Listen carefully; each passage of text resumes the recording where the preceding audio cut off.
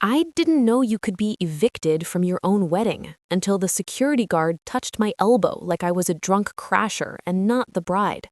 The music was still playing, the string quartet smooth and blind, while the room smelled like peonies and expensive champagne and the lie I didn't see coming. I had just stepped away from the head table to fix a stray strap on my dress when I heard my name through the microphone. Not the tender way it should sound on a day like this, but the crisp way people say something right before they cut it off. "Lana Mercer," my fiancé, Grant Whitmore, said, and the entire ballroom quieted the way it does when power asks for attention. I turned, smiling automatically, expecting a toast or a joke about how I cried during my vows. Grant stood on the little stage we'd decorated with white roses, tuxedo perfect, hair perfect, face perfect in that way that always made him look like he'd practiced emotions in a mirror. Next to him stood his mother, Vivian Whitmore, holding a folder like it was a Bible. Her lips were set in the same thin lines she'd worn every time she looked at me like I was a questionable purchase. Grant's best man, Harris, kept his eyes down. My maid of honor, Mia, looked confused and pale. I felt it then, that shift in the air when something beautiful turns into a trap. "We need to address something before we proceed," Grant continued, voice smooth, and the words hit me like ice water because no one addresses something at a wedding unless they want to destroy it. I walked toward the stage, my train whispering over the floor, my heart beating too loud, and I saw people's eyes track me like they were watching a show they didn't pay for but couldn't look away from. "Grant," I said quietly, trying to keep my voice normal, "what is this?" He didn't answer me directly. He looked out at the guests instead, including the investors and board members and socialites his family had invited to turn our marriage into a press release. "It's come to my attention," he said, "that Lana has not been entirely honest about her past." My chest tightened. Vivian opened the folder. She pulled out a photo, a printed photo, old school, like she wanted it to feel official. She held it up. I couldn't see it clearly from where I stood, but I didn't need to. I recognized the look in her eyes. She had been waiting for this moment like a woman waiting for the knife to finally reach the table. "This woman," Vivian said, "has been involved in schemes." The word schemes was laughable if it weren't aimed directly at my life. "She's been known to target men with money. She's had different memes, different stories, and we have proof." A murmur rippled through the room, a sound like silk tearing. I took another step forward, hands shaking. "That's not true," I said, but the way Grant avoided my eyes told me the lie had already been sold. Grant lifted his hand, palm out, like he was calming a child. "Lana," he said, "just be honest. Did you or did you not have a relationship with my father's business partner 2 years ago?" My stomach dropped. "What?" I whispered. He said a name I knew from headlines, a man I'd met once at a company event when I was working as a contract analyst, a man who'd tried to flirt and I'd walked away. That one moment, spun into a story, printed into a photo from a distance, would be enough for people who wanted to believe it. "I did not," I said louder, and this time my voice cracked. "This is insane." Vivian smiled like she'd just won a case. "Then explain the transfers," she said, and she held up pages of bank statements, not mine, but someone's, with highlighted lines and my name typed in the header like a label. I felt the room sway. "Those aren't my accounts. That's not even my signature." Grant's face didn't change. "I can't do this," he said into the microphone, and the quartet stopped as if someone had cut their strings. "I won't marry someone who lied to me." The word lied was a stamp, a sentence, and then he said the thing that broke me open. "Security, please." For a second, I thought he meant security to remove whoever was doing this to me. Then I felt the hand on my elbow again. "Ma'am," the guard said, not unkind, just professional, "please come with me." I looked at Grant. "You're kicking me out?" My voice rose, sharp with disbelief. "This is my wedding." Grant finally looked at me, and in his eyes I saw it. Fear, not of losing me, but of losing control. "It's over, Lana," he said quietly, but the mic caught it anyway. Vivian added, sweetly, "We're saving you further embarrassment." I laughed on a sob. "Further?" I whispered. But the guard was already guiding me backward, my train snagging on a chair, my veil slipping, and every face in the room turned into a window I couldn't escape. Someone filmed, someone whispered, "I knew it." Someone else said, "Poor Grant." Poor Grant, the man who was publicly executing me in a dress I'd paid for with my own savings. I felt Mia try to move toward me, but her own mother held her back. I felt my mother's absence like a ghost. She died when I was 20, and I thought at least she would have believed me.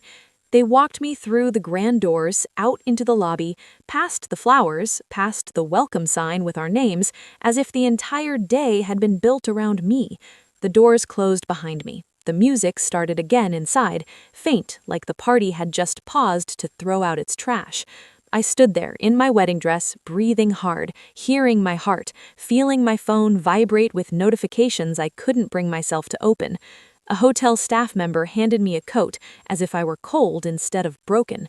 "Do you have someone to call?" she asked gently. I didn't, really, because the people I'd trusted were all in that room clapping for my disappearance. So I walked, out into the night, out into the streetlights, my dress brushing against dirty sidewalks, my veil tangled in my hair, the sound of laughter from the ballroom hunting me like a pack. By the time I reached the riverfront, my shoes were ruined, and my chest felt like it was caving in. I found a bench, sat down, and finally let myself shake. I didn't cry pretty. I cried like someone who had been erased in public. I cried until I tasted salt and metal and the bitterness of being powerless against a story told confidently. And then, through my tears, I saw a black car pull up across the street, sleek, quiet, too expensive for this part of town. The driver's door opened.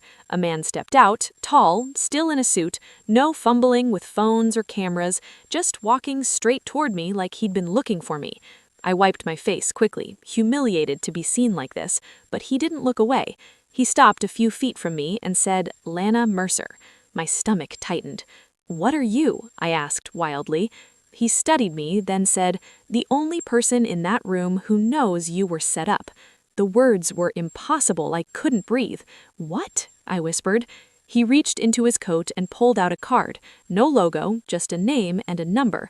My name is Rowan Kane, and the name landed like a thunderclap because even I knew it. The billionaire who bought companies like other people bought coffee, the man who never attended society weddings, the man who never did anything without a reason. "Why are you here?" I demanded, but my voice shook. Rowan's eyes didn't. "Because," he said, "they thought they could throw you out and no one would pick you up."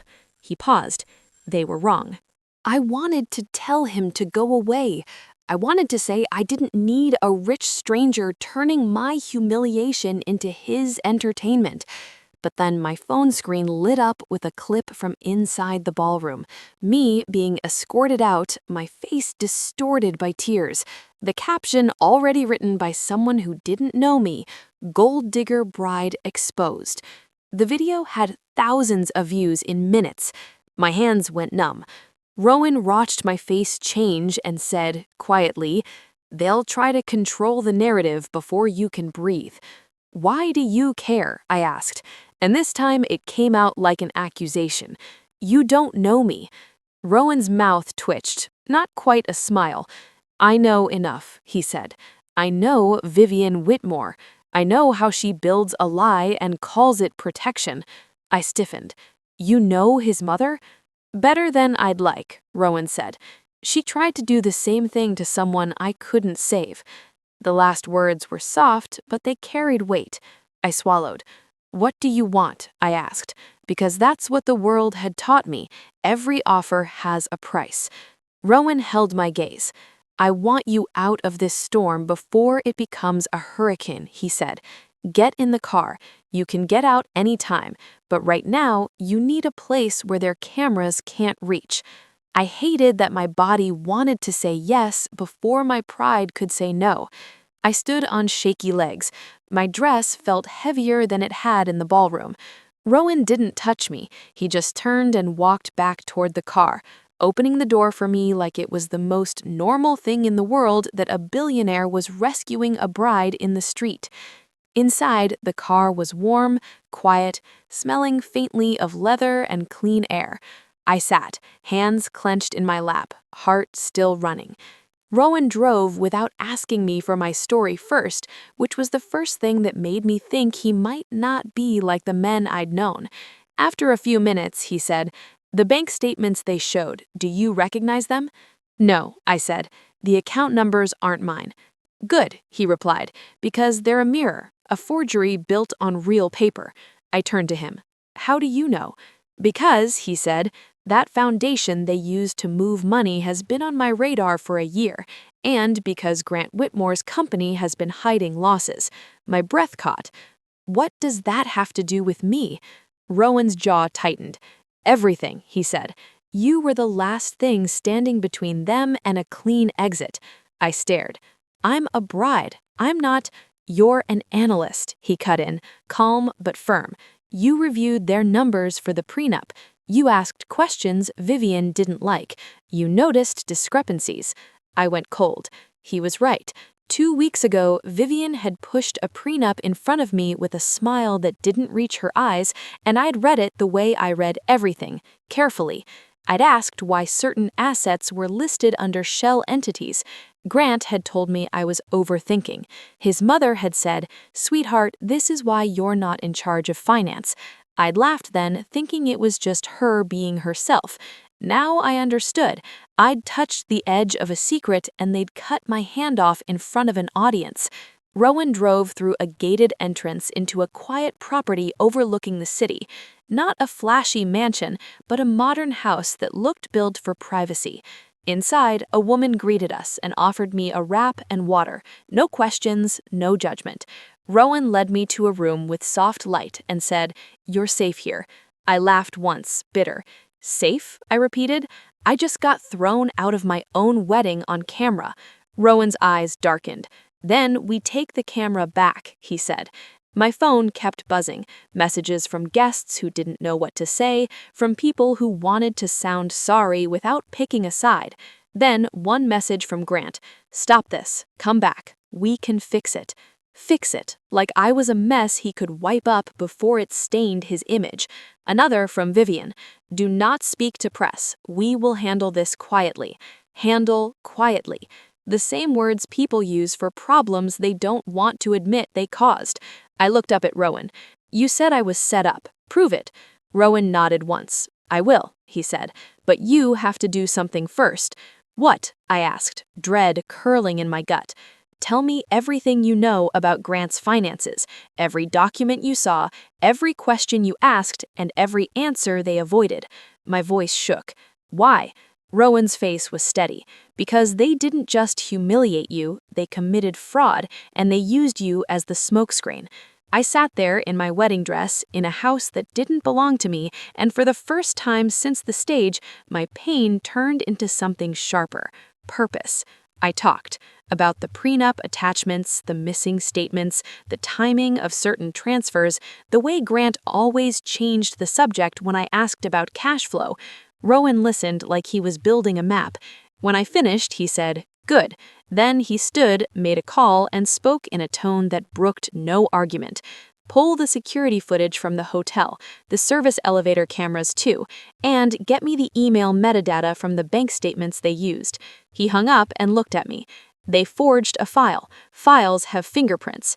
My throat tightened. "And what if they're right?" I whispered. "What if no one believes me?" Rowan's voice lowered. "Then we don't ask them to believe. We make it impossible to doubt." The next morning, the world was on fire. The video of me being escorted out was everywhere, spun into 1,000 titles. Grant gave a short statement about protecting his family and being betrayed. Vivian leaked evidence to select blogs. They were writing my story without me. Then Rowan posted one photo. It was simple. Me sitting in a quiet room wearing a robe over my wedding dress, face calm, eyes clear, with one line of text below it.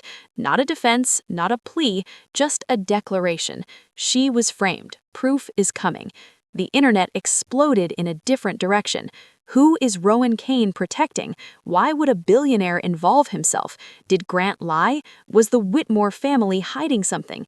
The spotlight shifted, and for the first time, Vivian didn't control it. I stood by the window and watched my name trend like a storm cloud. Rowan walked up beside me, hands in his pockets. "They wanted you small," he said. "Don't give them that."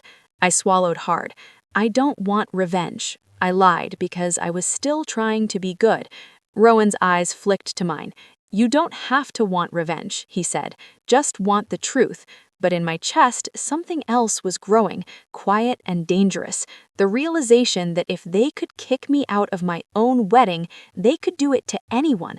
And if I let them win, I would live the rest of my life as their footnote. I was done being a footnote. The proof arrived in layers, the way real truth does. Not with a single explosion, but with a series of doors locking behind the lie until it had nowhere left to run. Rowan's team found the original bank statement template, a file created on a device registered to a Whitmore consultant, edited 3 times the night before the wedding, then printed from the hotel business center at 6:12 a.m. They found security footage of that consultant carrying a folder into Vivian's suite. They found emails between Grant and a PR advisor discussing the best moment to announce the split and how public sympathy will be strongest if she looks guilty.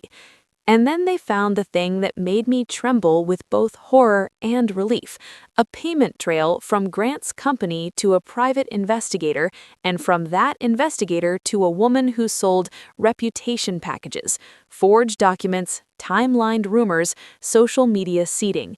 My downfall had been purchased like a service. Rowan didn't drop it all at once. He released it like a surgeon, incision by incision, letting the world see the shape of the lie. First, the file metadata, then the hotel footage, then the emails. Each piece made the next one harder to deny. Grant went on television again, sweat at his hairline, smile too bright. He called it a misunderstanding, then a private matter, then a smear campaign. Vivian tried a different tactic. She cried on camera, saying she'd only wanted to protect her son. But the internet is cruel to people who lose control, and her tears looked like acting to an audience that could now see the script. Meanwhile, I did the hardest thing. I stepped into the light with my own voice.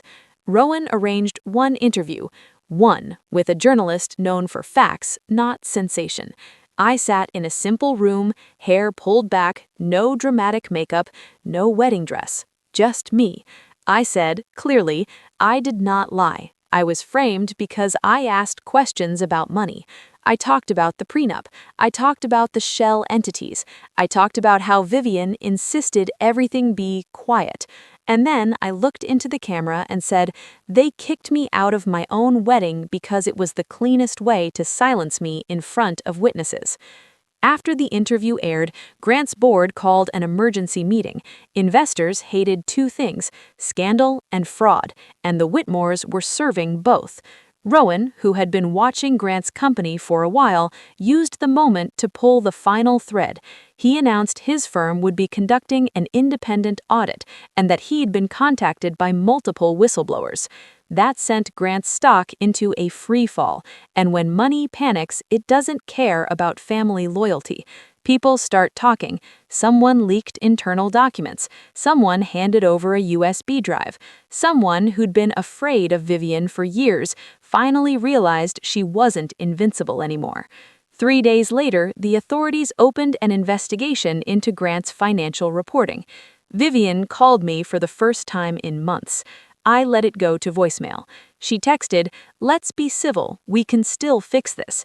I read it and felt nothing but distance, because civil is what people ask for when they realize they're losing. Grant showed up at Rowan's gate the next night, rain falling like it had the first time I'd met Rowan, as if the weather itself loved irony. I watched from a security screen as Grant paced, shouting that I belonged to him, that this was all a game, that Rowan was using me. Rowan stood beside me, face unreadable. "Do you want to speak to him?" he asked. I swallowed. "Yes," I said, surprising myself. Rowan opened the speaker. "Grant," I said, my voice steady. Grant froze. "Lana," he said, relief and anger mixed. "Thank God. Come out. We can—" "You kicked me out of our wedding," I interrupted. "You let them call me a criminal. You let them film me like I was trash."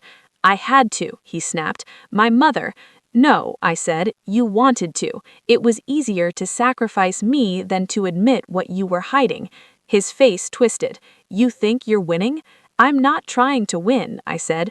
"I'm trying to tell the truth in a world where you bought lies." He stepped closer to the camera.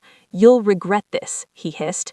And then I said the line that ended him, at least to me. "I only regret that I loved you long enough to let you think you could do this to me." I cut the speaker. Rowan watched me, something like approval softening his features for a moment. "You didn't break," he said. "They counted on you breaking." The investigation moved fast after that. Grant's CFO resigned, then his lawyer, then when the audit exposed the numbers, the board removed him as CEO pending review.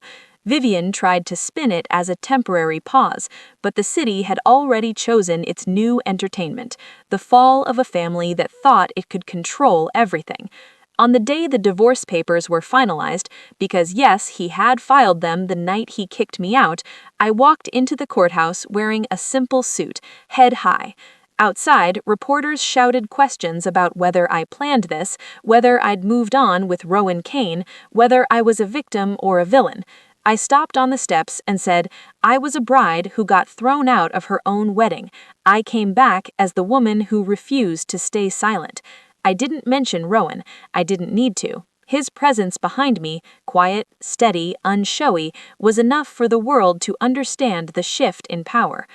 Later that night, back at my apartment, lease in my name, life in my hands, I took a deep breath and realized the saddest part wasn't that Grant lost me, it was that he never understood what he lost. He lost the woman who'd loved him before his family's name could buy him status.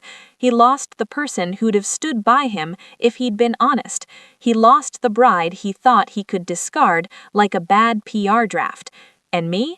I lost the girl who thought love meant enduring humiliation. I replaced her with someone else, a woman who knew her value even when a ballroom of people clapped for her disgrace. Some nights I still remember the sound of the doors closing behind me, the way the music resumed like my pain was just an intermission. But now that memory doesn't hurt the same. It reminds me of the moment I stopped begging for a place at a table that never wanted me there. I built my own table, and if Grant ever thinks of me now, it won't be as the woman he threw out. It will be as the bride he lost, the one who came back not to be chosen, but to choose herself.